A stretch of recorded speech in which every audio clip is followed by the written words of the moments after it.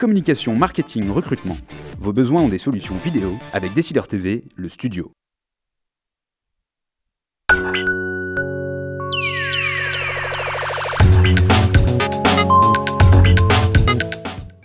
Bonjour et bienvenue à Décideur Politique, l'émission du JDD.fr et de Décideur TV. Nous recevons aujourd'hui Luc Chatel. Bonjour. Bonjour. Vous êtes député de Haute-Marne, vice-président délégué de l'UMP et ancien ministre. Nous reviendrons avec vous sur l'actualité à droite, de la déclaration de Jean-François Copé lundi à l'affaire des enregistrements clandestins de Patrick Buisson, ancien conseiller de Nicolas Sarkozy. On évoquera aussi, bien sûr, la perspective d'un remaniement gouvernemental et les municipales. Caroline, bonjour. Bonjour. Avec vous, nous verrons les questions des internautes et puis elle a fouillé un peu sur les réseaux sociaux pour savoir ce que l'on dit de vous. Mais commençons d'abord avec le scandale de la semaine, celui qu'on appelle les enregistrements de Patrick Buisson, enregistrements clandestins, réalisé à l'insu du président de la République. À droite comme à gauche, tout le monde est choqué. On ne vous a pas entendu. Quelle a été votre première réaction lorsque vous avez découvert cette affaire? Le dégoût, profond dégoût, comme beaucoup de Français, parce que ce sont des pratiques inacceptables, médiocres. Voilà. Et j'entends dire oui, ici ou là que ça remettrait en cause une pratique du pouvoir. Non, ce n'est pas un Watergate à la française. C'est la médiocre attitude d'un homme qui aimait écouter à la porte. Voilà, c'est tout. Donc c'est inadmissible et ça, si vous voulez, si ça restait un acte médiocre, mais derrière il y a des victimes. La première victime, c'est bien sûr Nicolas Sarkozy qui a été trahi.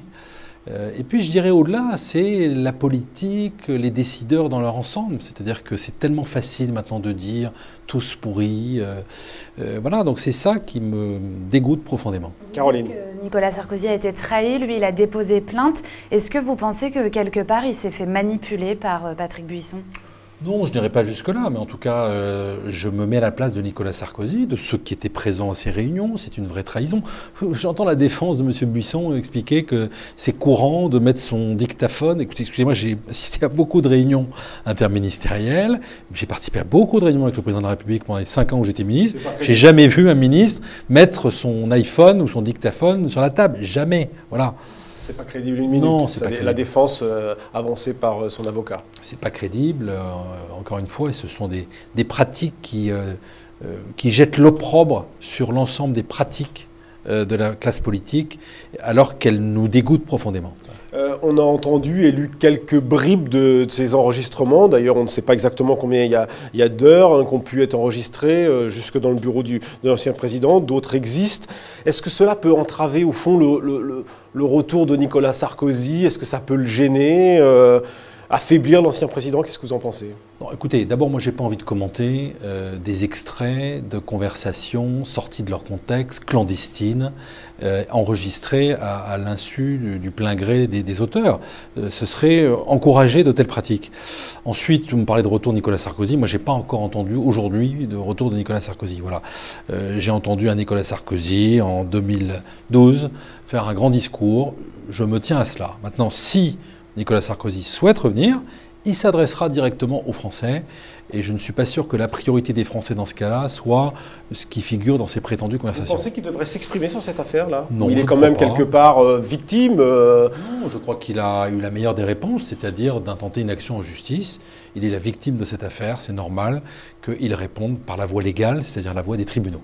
Caroline. Patrick Buisson n'avait pas que des amis au sein de l'UMP, loin de là, ils étaient plusieurs à dénoncer l'influence trop importante sur Nicolas Sarkozy de cet ancien leader d'extrême droite.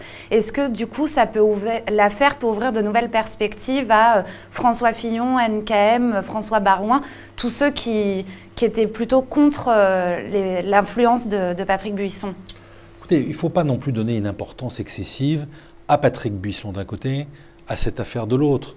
Voilà, il y a des débats au sein de l'UMP et c'est tant mieux sur la ligne politique. Moi, j'incarne... Vous faites pas partie de ceux qui pensent que cette affaire est d'une gravité exceptionnelle? Si, bien sûr, mais il faut la laisser à ce qu'elle est, c'est-à-dire une affaire personnelle d'un homme à un comportement médiocre qui voulait écouter à la porte des grands de ce monde. Voilà. Il ne faut pas banaliser, généraliser en disant que ça a un impact sur toute la vie politique et l'UMP. Ensuite, il y a un autre sujet qui est la ligne politique de l'UMP. Moi, vous connaissez mon positionnement. Moi, je dirige un mouvement moderne, humaniste, France moderne et humaniste qui promeut les idées libérales et humanistes. Et puis il y a d'autres sensibilités au sein de l'UMP, et c'est tant mieux, parce que l'UMP reconquérera le pouvoir si elle est capable de rassembler le plus largement possible les Français, donc d'incarner des sensibilités différentes. Alors venons-en justement à l'UMP, à son président Jean-François Copé, lui aussi qui a traversé une période de tourmente. Il a tenté de se défendre en début de semaine en ripostant, en proposant 2 propositions de loi pour davantage de transparence dans la vie politique. Qu'est-ce que vous pensez de cette offensive, et est-ce que vous soutenez ces propositions de loi ? Jean-François Copé a été, depuis un peu plus d'1 an, attaqué de manière extrêmement dure, extrêmement violente. C'est un homme blessé. Et il a réagi en homme blessé. Et c'est pour cela qu'il a fait ces propositions. Alors sur le fond, il a répondu, et il a fait, je pense, qui doit permettre un éclairage. Il a déposé plainte, et donc la justice va se mettre en œuvre pour répondre aux questions des uns et des autres. Ensuite, sur ces propositions parlementaires, écoutez, nous aurons l'occasion d'en discuter à la rentrée parlementaire. Nous sommes dans une période de campagne électorale. Nous avons nos candidats sur le terrain. Et moi, je vais vous dire, au nom de ces candidats, je suis moi-même candidat sur la liste à Chaumont. Eh bien, écoutez, au nom de ces candidats, j'ai envie de dire un peu de responsabilité. Cessons par nos petites phrases au niveau national de compromettre l'échéance municipale alors que nous nous apprêtons à un véritable vote sanction vis-à-vis de la majorité. Mais quand même, cette affaire affaiblit le patron de l'UMP. Ils sont peu au sein du parti à avoir volé à son secours. C'est pas le sentiment que vous avez? Écoutez, Jean-François, encore une fois, Jean-François Copé, vous savez, est un écorché. Donc il a répondu en homme blessé, dans l'urgence, sans doute. Instinctivement? En tout cas, il a répondu dans l'urgence, puisque moi qui suis le numéro 2 du parti, je n'étais pas informé du contenu de ses réactions. J'observe encore une fois qu'il souhaite faire la lumière en portant plainte, et puis j'observe qu'il a fait des propositions. Christian Jacob, le président du groupe, a indiqué qu'après les municipales, nous allions débattre de cette proposition. Attendons les élections municipales. Et évitons d'engager aujourd'hui des débats dans le débat sur cette question. Justement que la droite, avec ces 2 affaires successives, retrouve le démon un peu des divisions, qu'il y ait des querelles. Ma ligne, c'est tout sauf la reprise des guerres internes. Tout sauf la reprise des guerres internes. Ça ne serait pas digne. Nous avons une responsabilité forte à porter. Le pouvoir socialiste est au plus bas dans les sondages. Il est totalement décrédibilisé. La seule alternative possible en France, c'est l'UMP. Donc nous sommes le parti de recours dans notre pays. Nous n'avons pas le droit de nous diviser à nouveau. Donc j'ai envie de dire à mes amis, cessez le feu, et de grâce, ne rajoutons pas des petites phrases aux petites phrases. Nous avons des candidats qui représentent nos couleurs sur le terrain. Pensons à eux. Pensons aux candidats. Vous ne pensez pas quand même que quelque part, il y a peut-être aussi une forme de nouvelle génération à droite qui doit peut-être remplacer celle qui a beaucoup de, de cadavres dans les placards. Et vous, François Baroin, Bruno Le Maire, Nathalie Kosciusko-Morizet, est-ce que votre heure n'est pas venue à cette génération? Je pense que la force avec la précédente, elle est peut-être un peu trop la force de l'UMP, c'est un atout, c'est d'avoir des personnalités. Vous savez, moi je suis un ancien DRH. Et quand vous évaluez dans une entreprise des collaborateurs, vous regardez 2 choses. C'est les performances et ce qu'on appelle le potentiel, c'est-à-dire les perspectives d'évolution.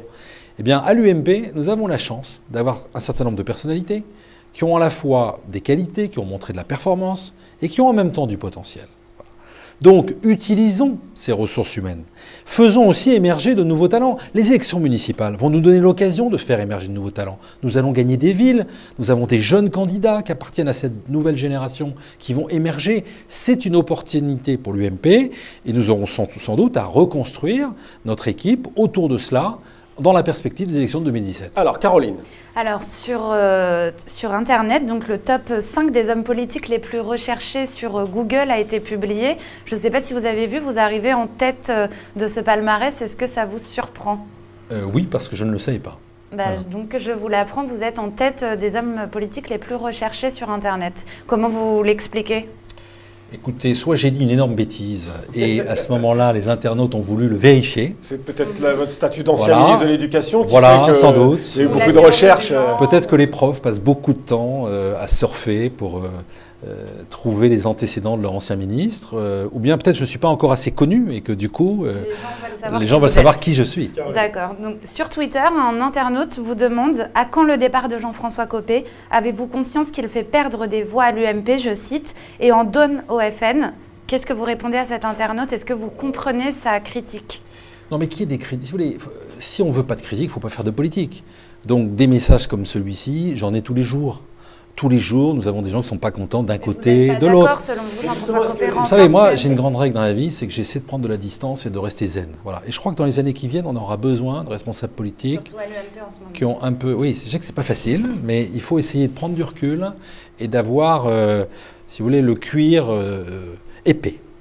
Alors, en janvier, vous écriviez sur Twitter que François Hollande prenait des virages strauss-kaniens.